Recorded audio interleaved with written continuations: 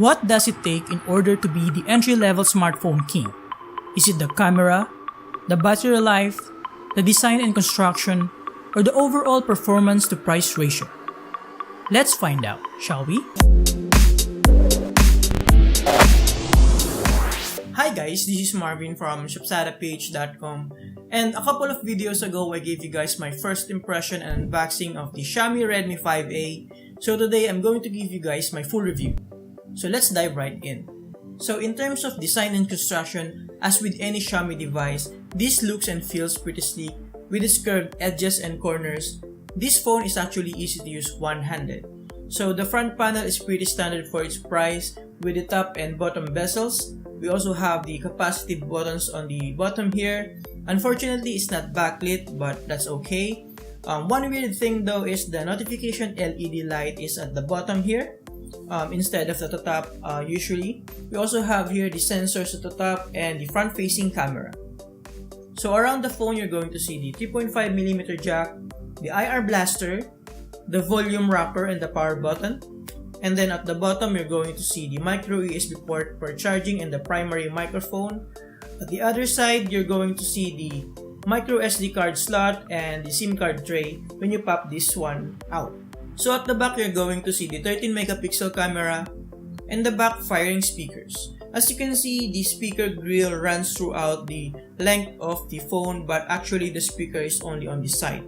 Now, in terms of the interface, this is actually my first time using the MIUI 9 interface, and I think I kinda like it. And this is actually also my first time using the stock launcher instead of using a third-party launcher like the Nova launcher, which I use on my old phone. Reason being is that I feel like the MIUI 9 interface is actually pretty snappy and responsive, and it's easy to use. There's not much customization though, but I think I'm going to stick with it. Out of the box, you're going to have some bloatware apps that you can easily uninstall, but it also comes with some useful apps like the mirror remote, Mi Drop, the screen recorder, and the barcode scanner. Speaking of apps, it's unfortunate that you can only install a handful of games on this phone before it actually ran out of storage. Because out of the box, you're only going to get around 8GB of storage out of the 16GB total. And that for me is one of the biggest downside of this phone. If you want to fix that, you may need to root the phone, which subsequently will void your warranty. However, this phone also comes with some nifty features like the split screen view, wherein you can watch videos, YouTube videos, while browsing through your social media accounts like Facebook and Pinterest. Also, you can use the built-in app blocker to add passcode to some of your apps like the Notes, Finance, and all the apps that requires more security and privacy. Moving on to the display, thanks to the IPS panel on this device, the viewing angle is great, the color reproduction is good. Watching videos on this will be a great experience, partnered with the decent speaker here, which can get pretty loud.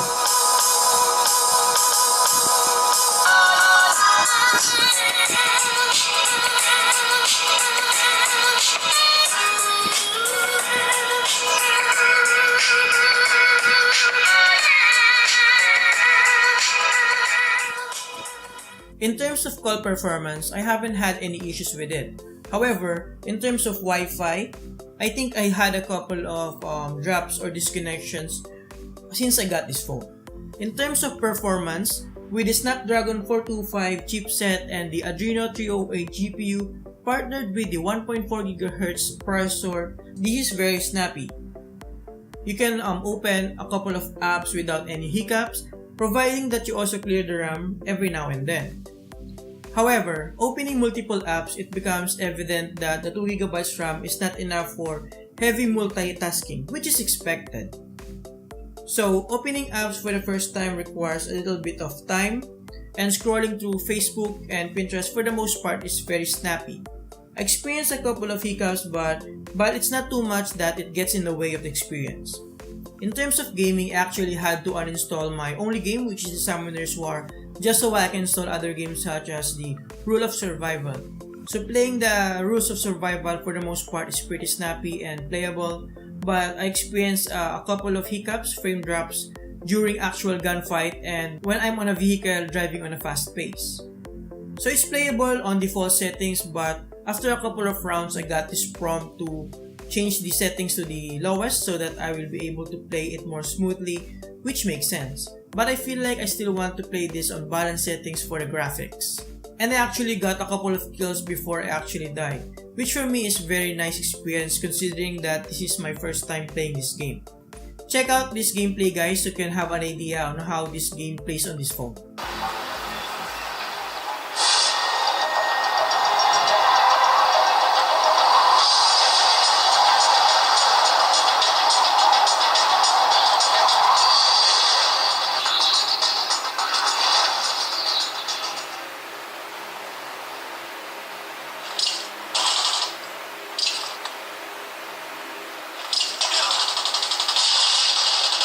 Yeah.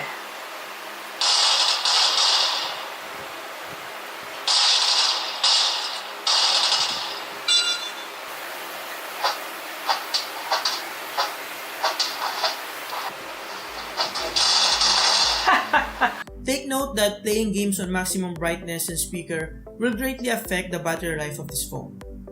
That leads us to the battery life. So, since I got this phone, I've already updated it to the version 9.5.6 and some users actually reporting that they're having issues with the latest version. They say that the battery drains much faster than the previous versions. But for me personally, I didn't encounter that issue. I'm still getting around 4 hours of on-screen time, which is for me is very acceptable. I can easily get 1 day on this on normal usage. Lastly, when it comes to camera, this phone can actually produce decent image quality providing that there's an ample light on the subject.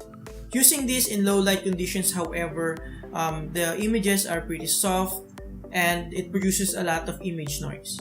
Here's my actual camera test and output so you can have a much better idea on what image quality this phone can produce.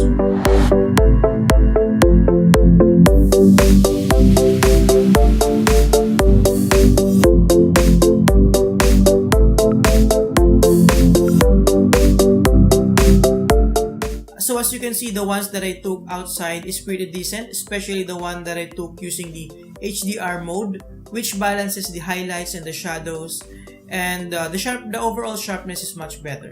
But when it comes to my low light test, it's evident that the camera is terrible, producing soft images with high image noise, even if I use the HDR mode. Take note though that for this particular device that I have, the tap to focus is not working properly. I literally have to refrain my shot just so it will focus on the subject. Now, when it comes to video, the camera on this phone can capture full HD video, and it's actually acceptable if you just want to capture precious memories using your phone. Again, the quality of the video will also depend on the quality of light you have on your subject. That leads us to my conclusion about this phone. So for the time that I've spent testing this phone, I feel like my impression is still the same. I feel like this is still one of the best bang for the buck entry-level smartphone out in the market. Although it's not perfect, it does its job quite well, providing that you don't push it through its limit. And that's it guys. If you have any more questions about this phone, you can drop it down below in the comments below. Make sure to read the full article link on the description. Subscribe if you like this, and see you next time. Thank you, have a great day. You failed, stalemate.